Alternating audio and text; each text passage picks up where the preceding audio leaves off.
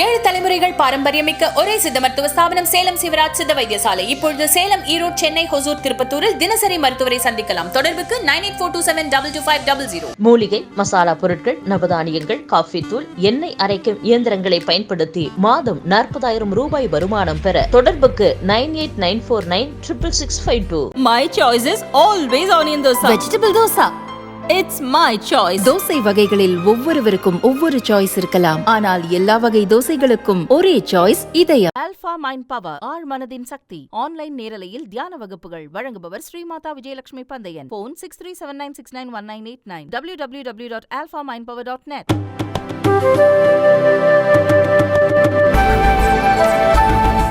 விஜய் வந்து கள்ளச்சாராய இதை எதிர்க்கிறாரு. One more anti DMK force. Stalin இந்தியாவை முடிவு பண்ணுவார், ஸ்டாலின் இந்தியாவை காப்பாற்றுவார், இந்தியாவை மோடி காப்பாற்றுவார், அது வேற விஷயம். ஒருவேளை காங்கிரஸ் இங்கே வந்தா, காங்கிரஸ் விஜய் பக்கம் வந்தா, அது ஒரு வேளையில் சூர்யா அரசியல் ஆரம்பித்தா, ஒரு வேளையில் அஜித் அரசியலுக்கு ஆரம்பித்தா, ஒரு வேளையில் சிவகார்த்திகேயன் அரசியல் தலைவரான என்னங்க, ஒரு வேளையில் காங்கிரஸ் திமுக கூட இன்டாக்டாக இருப்பாங்கங்க. சும்மா கற்பனையில் ஸ்டாலின் எதிர்ப்பாளர்கள் தங்களோட ஆசையை பறக்க விட்டுட்டு இருக்க வேண்டியதுதான். அருண் அதில் இல்லைன்னு நினைக்கிறேன் நான். பல நிரூபிக்காத விஜய் நம்பி யாருங்க வருவா? சும்மா ஒரு ஜாலியாக பேசிக்கிடுவாங்க, அவர் நமக்கு எதிரில்லைன்னு காட்டுறதுக்காக பேசிக்கிடுவாங்க, அவ்வளோ. மிகப்பெரிய அளவு ரசிகர் வளையம் இருக்குது, அபிமானிகள் இருக்கிறாங்க, கிறிஸ்தவர்கள் மத்தியில் விஜய் ஒரு லீடராக வரணுங்கிற எதிர்பார்ப்பு இருக்குது. 14% வாக்கெடுத்த பாஜக 8% வாக்கெடுத்த நிதிஷ்குமாரை பீகாரில் ப்ரொஜெக்ட் பண்ண மாதிரி மோடி சீமானை ப்ரொஜெக்ட் பண்ணுறதுக்கான சாத்தியக்கூறுகளும் அரசியலில் இல்லைன்னு சொல்ல முடியாது. Politics are not of possibility. என்டிஏக்குள்ள சீமான்.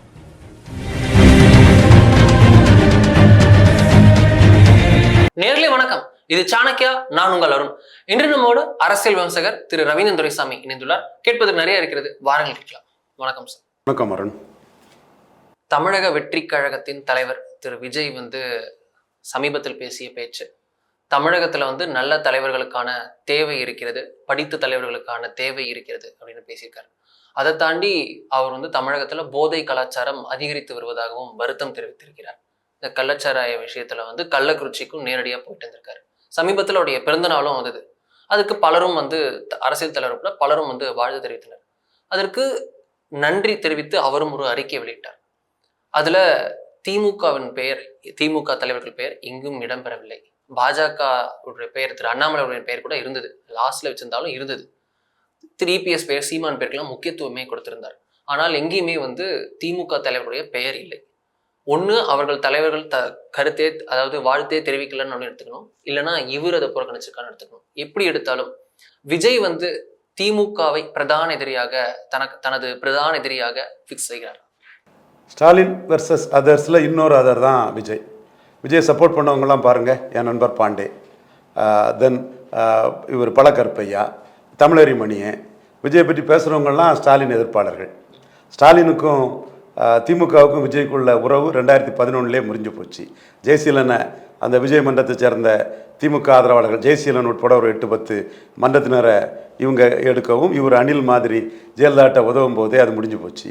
அப்புறம் தலைவா படத்தில் ஜெயலலிதாவுக்கும் விஜய்க்கும் அணில் மாறி உதவியில் தகராறு வரும்போது கலைஞர் என்ன சொன்னார்? ஜெயலலிதாவுக்கும் ஜெயலலிதா ஆதரவாளருக்கும் உள்ள தகராறுன்னாரு. அப்பிறகு சர்க்கார் படத்தில் ஒரு பிரச்சனை வரும்போது ஸ்டாலின் என்ன சொன்னார்? கவர்மெண்ட்டுக்கு நடவடிக்கை தான் எதிர்த்தாரே தவிர ஸ்டாலினை இது விஜயை பற்றி எதுவும் சொல்லலை. அப்போது விஜய் வந்து கள்ளச்சாராய இதை எதிர்க்கிறாரு. One more anti DMK force. பல கருப்பியாக்கள் துள்ளுறாங்க. யார்? கலைஞருக்கு மக மிகப்பெரிய வெற்றி பெற்றுறாங்கிறதுக்காக வாயாலும் வைத்தியாலும் அடிச்சிருக்கக்கூடிய பல கருப்பியாக்கள் விஜய்க்காக துள்ளுறாங்க. ஸோ விஜய் முதல்ல பிரைமரி ஃபோர்ஸாக வராரா, சபார்டினேட் ஃபோர்ஸாக வராராங்கிறது தெரியுதில்லை. விஜய்க்கு வாக்கு பலம் 2024 நிரூபிச்சிருக்கலாம். மன வலிமையற்ற, கோழைத்தனமான, யதார்த்த அரசியல் தெரியாத, கோழைத்தனமான அரசியல் ஆலோசகர்களால் விஜய் வந்து கட்சி ஆரம்பிச்சுட்டு 39 கேண்டிடேட் போடாமல் போயிட்டார். என்ன பண்ணார்? சிஏஏ எதிர்ப்புன்னு சொன்னார். ஓகே, சிஏ எதிர்ப்புங்கிறது பாஜக தான் எதிர்க்கிறாரு. ஓகே, அது பாஜக பி டீம்ங்கிற அந்த பேரை அவருக்கு வரக்கூடாதுங்கிறதுக்காக அவர் எதிர்க்கிறாரு. கண்டிப்பாக அவர் பாஜக பி டீம் கிடையாது. ஒவ்வொருத்தரும் அரசியல் அரங்கத்தில் தங்களுக்கு என்ன கிடைக்குது, தாங்கள் எப்படி மேம்பட்டு போகிறதுக்குன்னு முயற்சி பண்ணுறாங்க. அந்த முயற்சியை விஜய் செய்கிறாரு, அது வரவேற்கத்தக்கது. ஆனால் அவர்கிட்ட கிறிஸ்டின் முஸ்லீம் ஓட்டு போயிருமோங்கிறதுக்காக அவர் பிஜேபியின் பி டீம்னு அவரை அடிப்பாங்க. இது வழக்கம். ஏன்னா கிறிஸ்டின் முஸ்லீம் ஓட்டை தங்கள் பக்கம் கன்சால்டேட் பண்ணி வச்சுருக்கவங்க அதை தான் செய்வாங்க. அவர் சிஏ எதிர்ப்பு தெரிவித்தார்.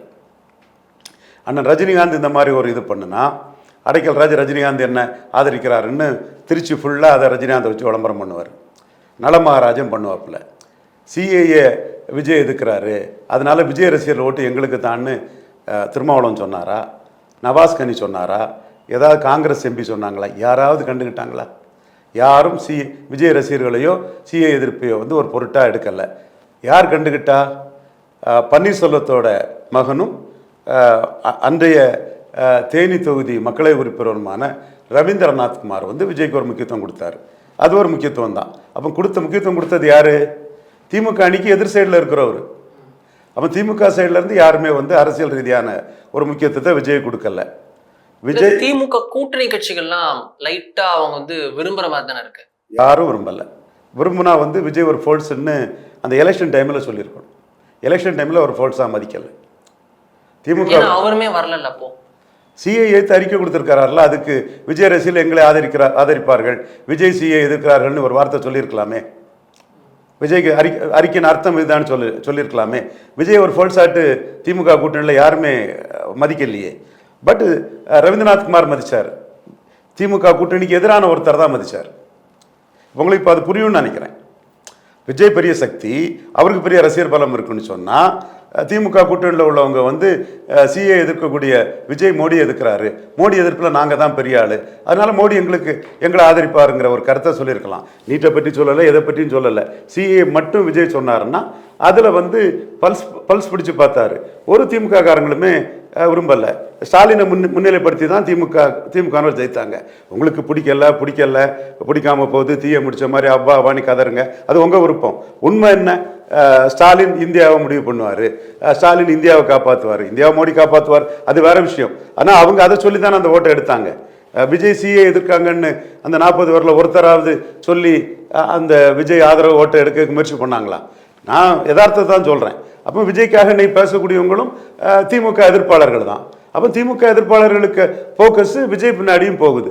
அவ்வளோதான். அப்போ திமுகவுக்கு லாபம். திமுகவோட இன்னொரு திமுக எதிர்ப்பு சக்தி.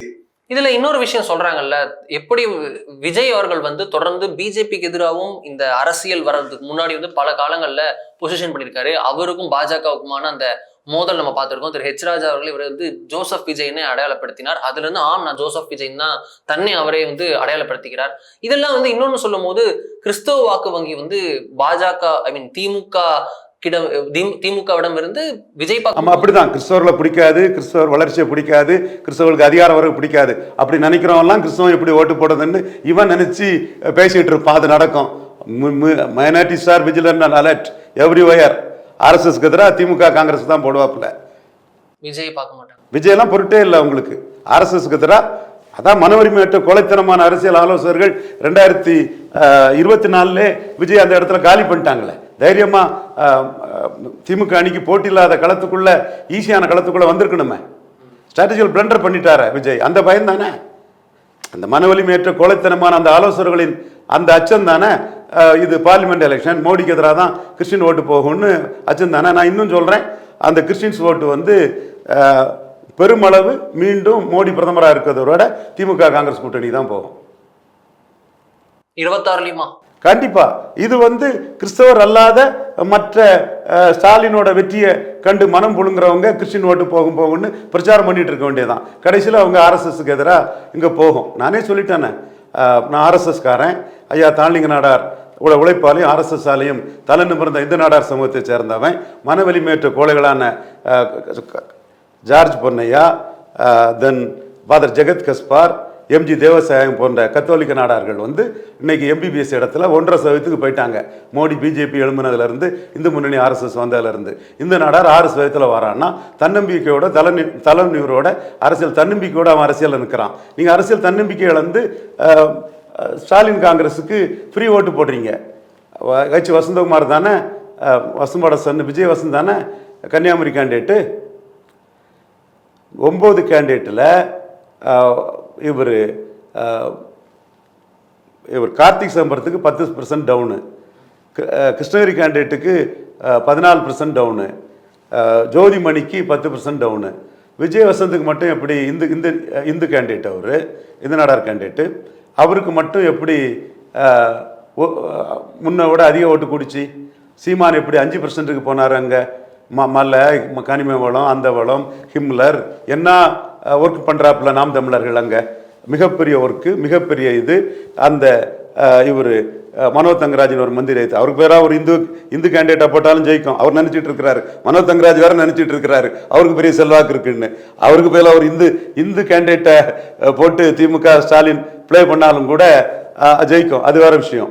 ஸோ இந்த இடத்துக்குள்ள அவங்க இவ்வளவுக்குள்ள நாம் தமிழர் பண்ணியும் நாம் தமிழர் கொடுத்தது 5% வாக்கு. 9 தொகுதிகளில் காங்கிரஸ் வேட்பாளர் அதிக ஓட்டு போனது வந்து விஜய் வசந்த் கன்னியாகுமரியில். எப்படி ஓட்டு போடுறாங்க? அந்த ஓட்டு ஏன் விஜய்க்கு போகணும்? ஒருவேளை காங்கிரஸ் இங்க வந்தா, காங்கிரஸ் விஜய் பக்கம் வந்தா, அது ஒரு வேளையில் சூர்யா அரசியல் ஆரம்பித்தா, ஒரு வேளையில் அஜித் அரசியலுக்கு ஆரம்பித்தா, ஒரு வேளையில் சிவகார்த்திகேயன் அரசியல் தலைவரான என்னங்க, ஒரு வேளையில் காங்கிரஸ் திமுக கூட இன்டாக்டாக இருப்பாங்கங்க. நான் 2024 சொன்னேன், 26 சொல்கிறேன், இன்டாக்டாக இருப்பாங்க. ஸ்டாலின் கொடுக்குறது எம்பி போஸ்ட்டு. சும்மா கற்பனையில் ஸ்டாலின் எதிர்ப்பாளர்கள் தங்களோட ஆசையை பறக்க விட்டுட்டு இருக்க வேண்டியது தான். அருண் அதில் இல்லைன்னு நினைக்கிறேன் நான்.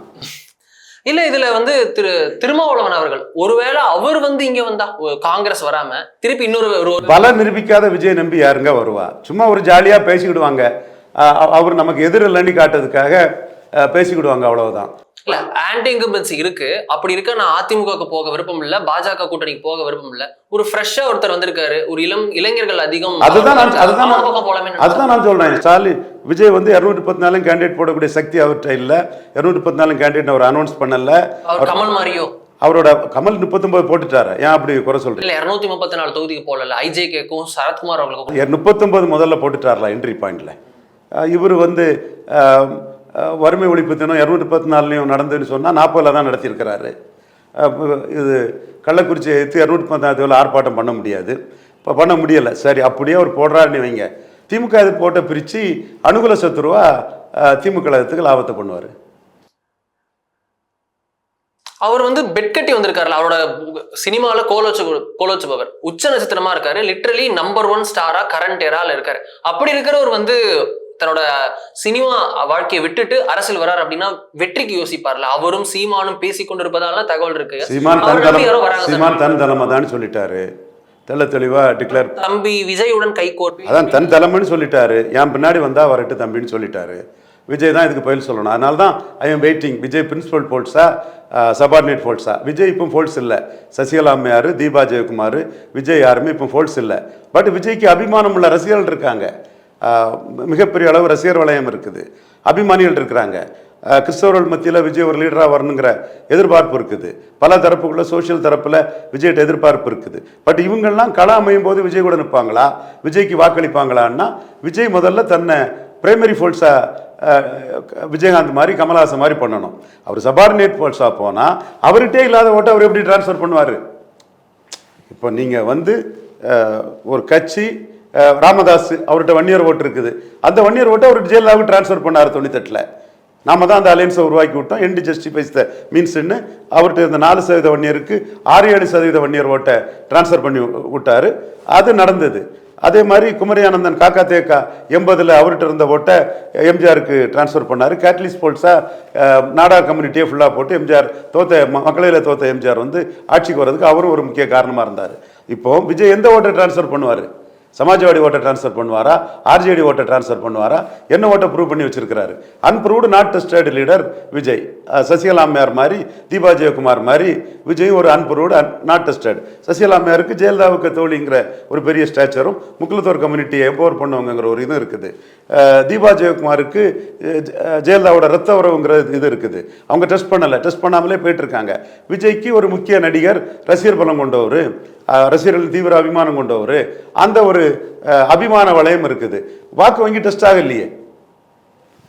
இது நீங்க சும்மா பத்திரிகையில் அங்க கூட்டணி இங்க கூட்டணி இல்லும் போது அன்டெஸ்டடுங்கிறதான ஃபேக்ட். இணையத்துல நம்ம பார்க்குறோம் ஒரு சில கான்ஸ்பிரசி தியரிஸ்லாம் போகுது. எப்படி சீமான் அவர்கள் வந்து தன் தலைமை ஏற்றுக்கொண்டால் தம்பி ஏற்றுக்கொள்வேன்ற மாதிரி ஒரு கூட்டணிக்கான முதற்கட்ட ஒரு ஆசையை விருப்பத்தை சொல்றாரு. இது வரைக்கும் கூட்டணி அரசியலுக்கே போகமாட்டேன்னு சொன்னவர் அவரே வந்து விஜய் கூட வரேன்னு சொல்றாரு. அதே விஷயத்துல தமிழர் அப்படின்ற டேக்கில் பாமக, அதிமுக உள்ளிட்டவையும் வந்தால் நல்லா இருக்கும் அப்படின்ற மாதிரி ஒரு விஷயம் எல்லாம் பேசுறாங்க. பாமக, சீமான், விஜய், இல்ல சீமான், விஜய், அதிமுக அப்படின்னு ஒரு டாக் போதுல, அதெல்லாம் நீங்க ஏத்துப்பீங்களா? சர்க்கரைன்னு சொன்னா இனிக்காது, தீன்னு சொன்னா சுடாது, இந்த மாதிரி எழுதிட்டே இருக்கலாம். அரசியல் இது வந்து 2026 ஏப்ரல் மாதம் மேல எலெக்ஷன் இருக்கும். ஏப்ரல் மாதம் தேர்தல் தேதி அறிவிச்ச முறை கூட்டணி வரும். அதில் பல ட்விஸ்ட்டு டான்ஸு பலதும் இருக்குமே தவிர பலன் நிரூபிக்காத விஜய்க்கு பெரிய ரோல் இருக்காது. நீங்கள் பலன் நிரூபிச்சிங்கன்னா விஜயகாந்துக்கு ரோல் வந்தது, பலன் நிரூபிச்சா உங்களுக்கு ரோல் வரும். அப்போ பலம் நிரூபிச்ச என்டிஏ அது ஒத்துமையா இருக்கும்னு நினைக்கிறீங்களா? பாஜக கண்டிப்பா பலம் நிரூபிச்ச என்டிஏ ஒற்றுமையாக தான் இருக்குது. பலம் நிரூபிச்ச அதிமுகவும் ஒற்றுமையாக தான் இருக்குது. கிருஷ்ணசாமி தன் கருத்தை சொல்லலை, எதிர்த்து ஒன்றும் சொல்லலை. தேமுதிக ராஜ்சபா ப்ராமிஸ் பண்ணியிருக்கிறாங்க. அந்த கூட்டத்தில் அவங்களுக்கு ஒரு முக்கியத்துவம் கொடுத்து தேமுதிக இருக்காங்க. பட் இந்த ஆர்ப்பாட்டத்தை தனித்தனியாக நடத்தியிருக்காண்டாம். அதிமுகவும் தேமுதிகவும் ஆர்ப்பாட்டத்தை தனித்தனியாக நடத்தியிருக்காண்டாம். காசு கொடுக்காம எடப்பாடி பழனிசாமிக்கு ஆட்களை விட தேமுதிகவுக்கு அதிக ஆட்கள் வந்திருக்காங்க அதே இடத்துல ஆர்ப்பாட்டத்துக்கு. எடப்பாடி பழனிசாமியும் அவரை சார்ந்தவங்களுக்கு நான் சொல்றது உண்மைன்னு இது புரியணும். காரணம், தேமுதிகவுக்கு பிரேமலதா அம்மையாருக்கு கேப்டன் விஜயகாந்த் சிம்பதியில் வர்றது, விஜய் பிரபாகரனுக்கு வர்றது காசு கொடுக்காம வரக்கூடிய கூட்டம். அவங்க 1/2%க்கு எடப்பாடி பழனிசாமி 2021 அவங்களை அனுப்பி விட்டுட்டாரு. 1/2%க்கு போயிட்டாங்க, அரைக்கும் கீழே போனாங்க. ஆனால் இன்னைக்கு அவங்க வந்து 6% வாக்கு அதிமுக அணிக்கு வந்து டிரான்ஸ்ஃபர் பண்ணி கொடுத்துருக்குறாங்க. தெளிவாக நீங்கள் எடுத்து பாருங்க. கன்னியாகுமரியில் 4% வாக்குகள் அதிமுக போலரைசேஷன் முன்னாடி அதிமுகவால் தாக்கு பிடிக்க முடியல. நாம் தமிழரோட 1% குறைவு கன்னியாகுமரியில். திருநெல்வேலியில் 8% வாக்குகள். நாங்கள் இதில் எங்களோட பங்களிப்பும் எங்களோட பிரச்சாரமும் ஹெவியாக இருக்குது. ஜெயலலிதா அம்மையார் அதை குளோரிஃபை பண்ணும்போது அடிமையாக இருந்தவர் அதை சொல்லது கூட இப்போ அவருக்கு கசக்குது, விற்குது. அதெல்லாம் நாடார்கள்ட்ட நாங்கள் பிரச்சாரம் பண்ணணும். நாங்கள் தேர்தலுக்கு முன்னாடியே பண்ணுறோன்னு சொன்னோம், அது பண்ணணும், அது நடந்தது. அடுத்தபடியாக தூத்துக்குடியில் 15%. எப்படி 15% வந்தது? விளாத்திக்குடம், ஒட்டப்படாரம், கோயில்பட்டி தெலுங்கு தாய்மொழி சகோதரர்கள் வாக்கு. அது கேப்டன் விஜயகாந்த் சிம்பதியில் வந்தது. கோயம்புத்தூரில் எப்படி டெபாசிட் கிடைச்சது? போயர் ஒட்டர் சமூக வாக்கு. போயர் ஒட்டர் சமூக வாக்கு தேமுதிக கூட்டணிக்காக இயல்பாட்டு பல இடங்கள்லையும் விழுந்தது. அந்த ஏரியாக்களில் போயர் ஒட்டர் சமூக மக்கள் வந்து ஒரு வார்டில் அடர்த்தியாக இருக்கக்கூடிய இடத்துல அதிமுகவுக்கு வாக்கு கூடியிருக்கா இல்லையாங்கிறத நீங்கள் ஆய்வு பண்ணி பார்த்தா தெரியும். அந்த போயர் ஒட்டர் சமூக மக்களுக்குள்ள அரசியல் இதையே வந்து அமுக்க நினைக்கவங்களால இதை வெளிக்கொணர முடியாது, நாங்கள் வெளிக்கொணர்றோம். ஸோ தேமுதிக 6% வாக்குகளை வந்து அதிமுகவுக்கு கான்ட்ரிபியூட் பண்ணதாட்டு நம்ம கணக்கிடுறோம். 23% வாக்கில் தேமுதிக வாக்குகள் வந்து 6%. அவங்க இன்டேக்டாக தான் இருக்கிறாங்க. ஆனால் அந்த கூட்டணின்னு வரும்போது வந்து தாங்கள் தமிழ்நாட்டில் பாமகவோட பெரிய சக்திங்கிற ஒரு கிளைமை தேமுதிக மீண்டும் வைப்பாங்க. நான் இப்போ பாமக வந்து விக்கிரவாண்டியில் வந்து கடுமையாக ஃபைட் பண்ணுறாங்க. பாமக ராணிப்பேட்டை பெண்ணகர மாதிரி எமர்ஜ் ஆகிடக்கூடாதுங்கிறக்காக தான் எடப்பாடி களத்துக்குள்ளே நிற்கல. ஆனால் தேமுதிக பாமகவோட பெரிய சக்திங்கிற இதை வைப்பாங்க. இதை வந்து நான் டிக்ளேர் பண்ணுறேன், இதுக்கு தெளிவாகவே நடக்கக்கூடிய ஒரு விஷயம்.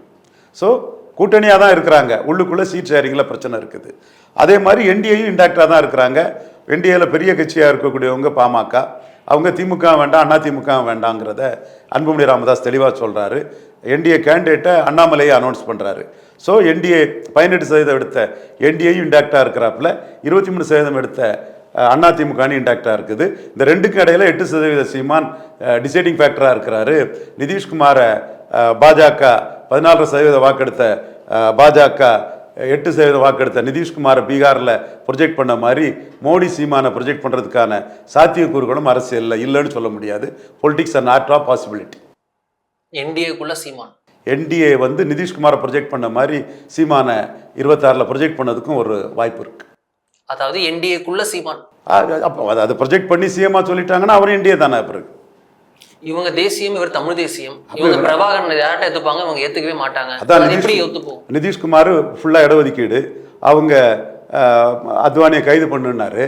அவங்க வந்து இந்துக்களை பிளவுபடுத்துறதாட்டு பிராமின்ஸு, பூமிகாரு, ராஜ்புட்டு, கயஸ்தா, ஜெய்ஸ்வால், தோ டாடி டாப்பிங் கம்யூனிட்டி, அவங்க அப்பர் காஸ்ட், இவங்கெல்லாம் பிஜேபிக்கு பின்னாடி நின்னாங்க. ஒன்றும் பண்ண முடியல லாலு யாதவை. அப்போ லாலு யாதவ்கிட்ட இருக்கக்கூடிய நிதிஷ்குமாரை கோரி, குர்மி, வண்ணார், நாவிதர், குயவர், டோபி, பார்பர், பொட்டர், ஹண்டர், இந்த கம்யூனிட்டிஸ் எல்லாம் ஆர்கனைஸ் பண்ணி வச்சுருந்தாரு. 8% தான். அவரை முன்னிறுத்தி லாலுவை தோக்கடிக்க அவங்க வியூகம் வைக்கிறாங்க. End justifies the means. Politics and art of possibilities.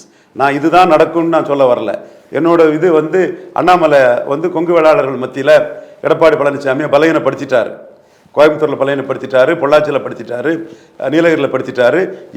Kongu வேளாள counter யூத்ஸு, Brahmin யூத்ஸு எல்லாமே வந்து அண்ணாமலையை ஒரு சிஎம் கேண்டிடேட்டாக அவங்க ஆஸ்பயர் பண்ணுறாங்க. ஸோ அந்த ஆஸ்பிரேஷனை என்கரேஜ் பண்ணக்கூடிய அளவுக்கு எடப்பாடி பழனிசாமியை பலகீனப்படுத்த அண்ணாமலையை முன்னிறுத்தணும் பாஜகங்கிறது தான் என்னோட எண்ணம்.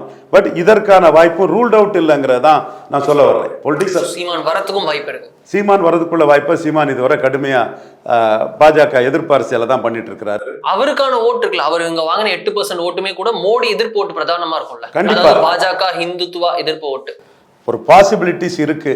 இதை வந்து டாம், டிக் அண்ட் ஹெரி 1000 விமர்சனங்கள் சொல்லலாம். எடப்பாடி சான்ஸ் எடுக்க முடியாது. எடப்பாடி இதில் சான்ஸ் எடுத்து இது ஒன்று நடக்காதுன்னு எடப்பாடி தூங்கிட்டு கும்பகர்ணம் மாதிரி தூங்கிட்டு இருந்தாருன்னா, கலைஞர் வந்து ஜெயலலிதாவும் பாமகவும் சேர மாட்டாங்கன்னு மலத்தில் நெளியும் புழு போன்றவர் ஜெயலலிதாடணும், ஜெயலலிதாவோட கூட்டணி போகிறது அது கடுமையான ஒரு வார்த்தையில் டாக்டரையா சொன்ன போது கலைஞர் நம்பிட்டார். டாக்டர் ராமதாஸும் ஜெயலலிதாவும் சேர மாட்டாங்கன்னு.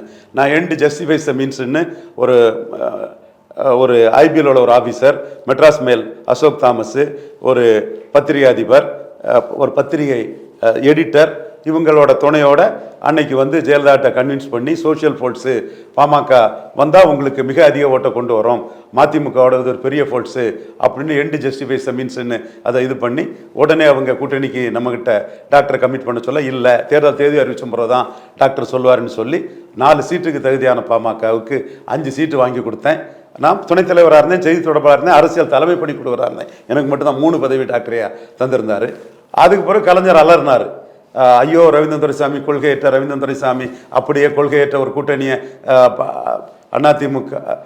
அதிமுக பாமக கூட்டணியை உருவாயிட்டாங்க அப்படின்னு அலர்னார். நான் உடனே அவருக்கு பதில் சொன்னேன், எங்கள் பிரதமர் வாஜ்பாய், உங்கள் பிரதமர் யாருன்னு சொல்லும்போது இந்த கொள்கையற்ற கூட்டணி அதெல்லாம் மறைஞ்சு போயிடும், கதிரவனை கண்ட பனித்துளி போல போகும்னு வாரப்பத்திரிகையில் பேட்டி கொடுத்தேன். தினத்தந்தியில் ஒரு ரவீந்திரன் துரைசாமி பாமக துணைத் தலைவர் ஸ்டேட்மெண்ட் கொடுத்தேன்.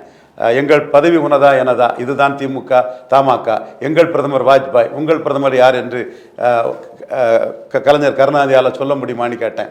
நான் அந்த கூட்டணியை சேர்த்து வச்சுட்டேங்கிறக்காக கொள்கையற்ற கூட்டணி அதெல்லாம் வியாக்கியானம் பண்ணாண்டான் கருணாநிதி அவர்கள். முரசில் என்ன போட்டு திட்டி எழுதாண்டான். ராமதாஸ் கொள்கைவாதி, துணைத் தலைவர் ரவீந்திரன் துரைசாமி கொள்கையற்றவர், தரகர், இந்த வேலையெல்லாம் வார்த்தையெல்லாம் வேண்டாம்.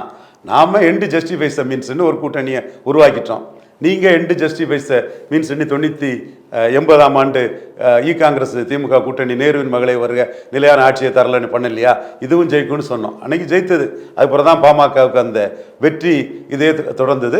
கலைஞர் 99 எனக்கு டிக்கெட் கொடுக்கக்கூடாதுன்னு டாக்டர்கிட்ட ஒரு கண்டிஷனே போட்டு அதுலேயும் வெற்றி பெற்றார். தப்பு நான் சொல்ல மாட்டேன். 98 அவருக்கு ஒரு பெருத்த அடியை கொடுத்து அவர் சான்ஸ் எடுக்க முடியாதுங்கிற இடத்துல ஒரு எதிர்பாராத ஒரு இதை கொடுத்துக்கிட்டு ஐயோ குய்யோன்னு முரசலில் எழுதி பத்திரிகையில் பேட்டி கொடுத்து ரவீந்திரன் துரைசாமி இப்படி பண்ணிட்டானே, கொள்கையற்ற கூட்டணி உருவாக்கிட்டான்னு துணைத் தலைவர் பண்ணிட்டாப்பில்லைன்னு அலர்ன கலைஞர் வந்து பாமக மீண்டும் 99 போகும்போது எனக்கு எதிராக பிட் போட்டு காலி பண்ணுறது இயல்பு தான். இது வரலாறு சொல்கிறேன். ஸோ அரசியல் கணக்குக்குள்ளேங்கிறது வந்து அரசியல் தலைவர்களோட லாப நஷ்டங்கள் தான் அங்கே பேசும்.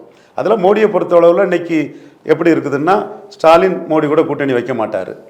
எமர்ஜென்சி எதிர்த்தவர் தான். ஒரு நல்லுறவு இருந்தாலும் கூட கிறிஸ்டின் முஸ்லீம் 18% இருக்கிறாங்க. அந்த 18% இதுக்காக மோடி கூட கூட்டணி வைக்க மாட்டார். இவர் எடப்பாடி பழனிசாமி 18% கிறிஸ்டின் முஸ்லீம் ஓட்டு வந்து 2001 ஜெயலலிதாவை சிஎம் ஆக்கிச்சு, 2006 கலைஞரை சிஎம் ஆக்கிச்சு, 21 ஸ்டாலினை சிஎம் ஆக்கிச்சு. இந்த ஓட்டு தான் 21 தான் சிஎம் ஆகிறதுக்கு ஆக முடியாமல் போகிறதுக்கு காரணம்னு எடப்பாடி பழனிசாமி கருதுறாரு. ஸோ அவர் கூட்டணி வைக்க மாட்டார் பாஜக கூட. அதில் வந்து அவர் சிவி சண்முகம் முஸ்லீமே ஓட்டு போடலாங்கிறாரு. இவர் ஜெயக்குமார் 40,000 ஓட்டு மைனஸில் இருந்து ஓடுறாங்கிறாரு. 60% அதிமுகவினர் வந்து பாஜக கூட்டணியை எதுக்குறாங்க. அப்படிப்பட்ட ஒரு சூழ்நிலையில் ஒரு கருத்துருவாக்கம் இந்த அவங்களோட சட்டசபை போராட்டத்தில் ராவணன் நம்ம நண்பர் தான், நீண்டகால ஒரு நண்பர், திறமையான வழக்கறிஞர், சீமான்ட்ட விசுவாசமாக இருக்கார், எடப்பாடியார் சமூகத்தை சார்ந்தவர். ஸோ அவர் மூலமாக அவங்க நாம் தமிழர் ஆதரவு பெறும்போது நாம் தமிழரும் வெளிப்படையாகவே ராவணன் அனுப்பி ஆதரவு கொடுக்குறாங்க. இதை மையமாக வச்சு அதிமுக நாம் தமிழர் கூட்டணிங்கிற கருத்துக்கள் பரவுது. அப்போ நாம் தமிழருக்கு இப்படி ஒரு ஆப்ஷன் இருக்குது. மோடி நினச்சா நிதிஷ்குமார் மாதிரி சீமான ப்ரொஜெக்ட் பண்ண முடியும். அப்போ மோடி நினைக்கணும், நிதிஷ்குமார் மாதிரி நான் சீஃப் மினிஸ்டர் கேண்டிடேட்டாக மோடி ப்ரொஜெக்ட் பண்ணால் வர தயாருன்னு சீமானு சொல்லணும். Politics and art of possibilities, இதுவும் ஒரு ஸ்கூல் ஆஃப் தாட். இதுக்கும் வாய்ப்பு இருக்குது, சாத்தியம் இருக்குங்கிறதானே தவிர இதுதான் 2026 நடக்குன்னு நான் சொல்ல வரல. அண்ணாமலையை முன் வச்சு தான் எடப்பாடியை பலகீனப்படுத்தணுங்கிறது தான் என்னோட கருத்து. பட் இதுக்கும் ஒரு பொலிட்டிக்கல் பாசிபிலிட்டிஸில், ஆர்ட் ஆஃப் பாசிபிலிட்டிஸில் இதுவும் ஒரு பாசிபிலிட்டிஸ் இருக்குது. அப்போ இந்த இடத்துக்குள்ளே நான் எடப்பாடி பழனிசாமியை செக் பண்ணுறேன். எடப்பாடி பழனிசாமிக்கு சீமான் அலையன்ஸ் வருவார்னு சொன்னால் 18 வந்து 8 லிப் பண்ணிச்சுன்னா 23ஓட 18 8 26 அது ஏறி போயிட்டுன்னா பாருங்கள், கன்னியாகுமரி டிஸ்ட்ரிக்டில் சீமான மோடி சிஎம் கேண்டிடேட்டாக சொன்னார்னா 4% எடுத்த அதிமுக 2% போயிடும். திருநெல்வேலியில் 8 எடுத்தவங்க 4க்கு போயிடுவாங்க. தூத்துக்குடியில் 15 எடுத்தவங்க 6க்கு போயிடுவாங்க. ராமநாதபுரத்தில் 9க்கு எடுத்தவங்க 3க்கு போயிடுவாங்க. தேனியில் 13 எடுத்தவங்க 4க்கு போயிடுவாங்க. திண்டுக்கல்ல பாதியாக போயிடுவாங்க. மதுரையில் 3வது போனவங்க படுமோசமாக போயிடுவாங்க. டெல்டாவில் ஒன்றும் இல்லை, சிட்டியில் ஒன்றும் இல்லை. அப்போ ஒரு 120 தொகுதியில் மோடி முன்னிறுத்தக்கூடிய சீமானுக்கும் முக ஸ்டாலினுக்கும் தான் 120 தொகுதிக்கு மேலே ஃபைட்டே இருக்கும். அந்த 120 தொகுதியில் எடப்பாடிக்கு ஒன்றுமே இருக்காது. நான் எல்லாமே இப்போ இருக்கக்கூடிய என்டிஏ பிளஸ் சீமான்னா கேம் சேஞ்சர், பெரிய கேம் சேஞ்சர். சீமான் தான் கேம் சேஞ்சர். மோடிக்கு என்ன கெயின்? சீமானை வந்து ஒரு லாபி வந்து மூவ் பண்ணுறாங்க. சோனியாட்ட கொண்டு சேர்க்கறதுக்கு ஒரு லாபி மூவ் நடக்குது. 8% ஓட்டு காங்கிரீட் ஓட்டு வச்சிருக்கிறாரு. அகாலிடல் பலையனம் அடையும் போது, பிஆர்எஸ் பலையனம் அடையும் போது, மாயாவதி பலையனம் அடையும் போது, லோக்டல் பார்ட்டி பலையனம் அடையும் போது எப்படி பலையனப்படுறாங்க? ஒன்லே இந்தியா கூட்டணியில் நிற்கணும் அல்லது என்டிஏல நிற்கணும். இந்த ரெண்டுக்குள்ள இல்லாத இடலா கட்சி வந்து இந்தியா ஃபுல்லாக பலையனம் அடைஞ்சு போச்சு. ஏன்? ஆம் ஆத்மி பஞ்சாயத்தில் கூட பலையனம் அடைஞ்சு போச்சு. மக்கள் இந்தியா கூட்டணி அல்லது இந்தியன் ஆயிட்டாங்க. அஜ்மல் கான் இந்த பெர்ஃப்யூம் அர்ஜென்ட் முஸ்லீம் ஓட்டில் ரொம்ப மோசமாக போயிட்டாரு. நானே எதிர்பார்க்கல. All India United Democratic Front Assam Ajmal Khan ரொம்ப மோசமாக போயிட்டாரு. முஸ்லீம்ஸ் எல்லாம் அப்படியே இந்தியா கூட்டணிக்கு வந்துட்டாங்க. அப்போ இந்தியா கூட்டணி அல்லது என்டிஏ இதுதான் இது. அதில் அஜ்மல் கான் உட்பட, அஜ்மல் கானை முதல்ல பார்க்கல, எல்லாருமே பலகீனப்பட்டிருக்காங்க. சீமான் 3.8 8.2 2.5 மடங்கு கூடியிருக்கிறாரு. அப்போ மோடிக்கு இது தெரியும், பிஜேபி ஸ்ட்ராட்டஜிக்கல் டீமுக்கு தெரியும். இது காங்கிரீட் ஓட்டு, சீமானுக்கான ஓட்டு. இதில் கிறிஸ்தவ முஸ்லீம் ஓட்டுக்கெல்லாம் நெக்லிஜிபிள். கிறிஸ்தவ முஸ்லீம் ஓட்டெல்லாம் இதில் நெக்லிஜிபிள். கிறிஸ்தவ முஸ்லீம் ஓட்டுகள் இந்த 8.22 நெக்லிஜிபிள். அப்போ சீமான நிதிஷ்குமார் மாதிரி ப்ரொஜெக்ட் பண்ணுறது 29க்கு லாபம்னு மோடி நினைக்கலாம். So politics and art of possibilities தானே. அப்போ இது வந்து இதை நான் தான் மூட் பண்ணி விட்டேன், மோடிக்காக தான் மூட் பண்ணி விட்டேன். 2023 மோடி தமிழ்நாட்டில் ராகுல் காந்தியை வீழ்த்தணுங்காக தான் நான் மூட் பண்ணி விட்டேன். ஏன்னா 2029 சீமான் வந்து ஒரு முக்கியமான பிளேயர். அவருக்கு விழுந்த ஓட்டு அவருக்காக விழுந்த ஓட்டு. அதில் காசு கொடுக்கல. என் தினத்தந்தி ஒரு பத்திரிகை, அவங்க 5% தான் போட்டு பாலசுப்ரமணியத்தை அநீதி பண்ணார். அதே மீறி எடுத்த ஒரு ஓட்டு. அப்போ இந்த ஓட்டு சீமான் மீது பட்டுதல் ஓட்டுங்கனால சீமானை முன்னிறுத்தி தான் நிற்கும், சீமானை ப்ரொஜெக்ட் பண்ணா நிற்கும் இந்த ஓட்டு. ஸோ இந்த ஓட்டு நாளைக்கு சோனியா பின்னாடி போயிடக்கூடாது. அதுக்கு ஒரு லாபி ஒர்க் பண்ணும்போது அதை மோடி சைடு நிறுத்தணுங்கிறத எண்ண ஓட்டத்தில் நான் அதை ஒரு மூட் பண்ணுறேன். இதை வந்து நான் ஒரு டிஸ்கஷனுக்கு விடுறேன். நீங்கள் கேட்டிங்கல்ல, மாறுபட்ட கருத்துக்கள் டிஸ்கஷன், அந்த டிஸ்கஷனுக்கு வரட்டு. முடிவு மோடி ஆஃபரை கொடுக்கட்டு, சீமான் அந்த ஆஃபரை அக்செப்ட் பண்ணிட்டு அல்லது அக்செப்ட் பண்ணாமல் போட்டு, அது சீமானுக்கு விருப்பம். நம்ம ஒருகை ஓசை இல்லை. பட் மோடி இப்படி ஒரு ஆஃபர் கொடுக்கறது மோடிக்கு 29 நல்லதுங்கிறத நம்ம ஆணித்தரமாக சொல்கிறோம். ஸோ பல ஸ்கூல் ஆஃப் தாட்டில் இதுவும் ஒன்று. இது வந்து என்டிஏக்கு வந்து தனிச்சு அண்ணாமலையை முன்னிறுத்தி தனிச்சு நிற்கலாம். தென் எடப்பாடி கூடயும் கம்பைன் பண்ணலாம், சீமானையும் ப்ரொஜெக்ட் பண்ணலாம். அப்போ எடப்பாடிக்கு வைக்கக்கூடிய ஒரு செக்கு 18 ப்ரொஜெக்ட் பண்ணிச்சுன்னா இந்த 20 வந்து இந்த 120 தொகுதிகளில் ஒன்றுமே இல்லாமல் போயிடும். இப்போ இந்த எடப்பாடிங்கிறது 20ங்கிறது வந்து யூனிஃபார்ம் 20 இல்லை, சேலத்தில் 38. வன்னியர்கள்லாம் எடப்பாடி ஐயாவை ஏற்றுக்கிட்டாங்க. வன்னியர்களின் சிங்கம் எடப்பாடி ஐயா. நாடார்கள் நீங்கள் சேர சோழ பாண்டியர்னு ஜெயலலிதா சொல்லும் போது ஏற்றுக்கிட்டதை இப்போ ஏன் உங்களுக்கு குமட்டுது கசக்குது, அதை சொல்லதுக்கு இப்போ என்ன உங்களுக்கு ஜாதி ஆணவம் திமுறை வந்திருக்குன்னு திருப்பி கேட்குறான் அதிமுக காரன்னு. 8% தான் திருநெல்வேலியில் போட்டாப்புல. அப்போது இவருக்கு ஓட்டுங்கிறது வந்து சிங்கிள் டிஜிட்டில் இருக்கக்கூடிய south, deep south, upper south, delta, city போன்ற இடங்களில் 18 ஒன்று சேரும்போது 18ங்கிறது இந்த இடங்கள்லாம் 30, 25-30 இருக்குது. 8ங்கிறது இந்த இடங்கள்லாம் 12 இருக்குது. 8 எங்கே குறைவாக இருக்குது? வன்னியர் பெல்ட்டில் 5 இருக்குது, கொங்கு பெல்ட்டில் 5 இருக்குது. மற்ற இடங்களில் 8ங்கிறது 10-12 இருக்குது. ஸோ அது 10-12-8 இருக்கக்கூடிய இடத்துலையும் இந்த 18-28 இருக்கக்கூடிய இடத்துலையும் 40 கிட்ட போயிடுவாங்க இந்த 120 தொகுதியிலையும். அப்போ இந்த 120 தொகுதியிலையும் எடப்பாடி ஒன்றும் இல்லாமல் போயிடுவார். ஸோ எடப்பாடிக்கு வாக்குங்கிறது வந்து யூனிஃபார்ம் வாக்கு அல்ல. 23ங்கிறது பெரிய வாக்கு, அப்புறம் தான் 2வது, 3வது என்டிஏ, 4வது சீமான். 3, 4 சேர்ந்தா 2 3வது இடத்துக்கு போயிடும். மாற்று சக்திங்கிற அந்த அந்தஸ்து சீமான முன்னிறுத்தினா என்டிஏக்கு கிடைச்சிரும். ஸோ இதுவும் ஒரு ஆப்ஷன் மோடிக்கு இருக்குது. ஸோ இந்த ஆப்ஷனை நான் ஃப்ளோட் பண்ணியிருக்கிறேன். நான் தான் ஃப்ளோட் பண்ணியிருக்கேன். செல்ஃப் ரியலைசேஷனோட சொல்கிறேன். மோடிக்காக நடராஜன் கையில் அதிகாரம் போச்சுன்னா அகில இந்திய அளவில் நடராஜன் அரசியல் பண்ணுவார். கன்சிராமியும் முலாயம் சிங்கையும் சேர்த்து வச்சு பாஜகவை தோக்கடிச்சவர். சசிகலா அம்மையார் பெரிய ஓபிசி லீடராக இந்தியாவில் வந்துடுவாங்க. இன்டர்நேஷனல் லெவலில் அவங்களுக்கு கான்டாக்ட் இருக்கு. ஸ்ரீலங்காவிலேருந்து தொண்டைமான் கூட அவங்களுக்கு ஆதரவாக வந்தாங்க. இந்தியா ஃபுல்லாக உள்ள முஸ்லீம் லீடர்ஸ், ஓபிசி லீடர்ஸ் எல்லாம் நடராஜன் கையில் இருந்தாப்புல. அவங்க ஒரு பெரிய ஓபிசி பொலிட்டிக்ஸை மோடிக்கு எதிராக இப்போ பண்ணியிருப்பாங்க. ஸோ இப்போ 19 பண்ணியிருப்பாங்க. அந்த இடத்துக்குள்ள சசிகலா அம்மையார் வரக்கூடாதுங்கிறதுக்காக மோடி நன்மைக்காக இதை மூட் அவுட் பண்ணி அவங்களை க்ரஷ் பண்ணலைன்னா அவங்க மோடிக்கு எதிராக ஆல் இண்டியா பொலிட்டிக்ஸ் பண்ணுவாங்கன்னு நாம ஒரு கருத்துருவாக்கம் பண்ணி மோடி பிஜேபி லீடர்ஸ் 4-5 தடவை எங்கள் டீமோட டெல்லி போனோம். எல்லாத்தையும் ரெப்ரசன்ட் பண்ணி நம்ம கடைசி வரை அதில் நின்னோம். கடைசி வரை நம்ம சொன்னதுதான் நடந்தது. மதிப்புக்குரிய எமர்ஜென்சி ஹீரோ ஐயா சுப்பிரமணிய சாமி கருத்தெல்லாம் ஒரு தூசா தட்டி விட்டுட்டு போயிட்டாங்க. சசிகலான்னு சுப்பிரமணிய சாமி சசிகலா பஜனை பாடினதெல்லாம் மோடி இக்னோர் பண்ணிட்டு போயிட்டாப்புல.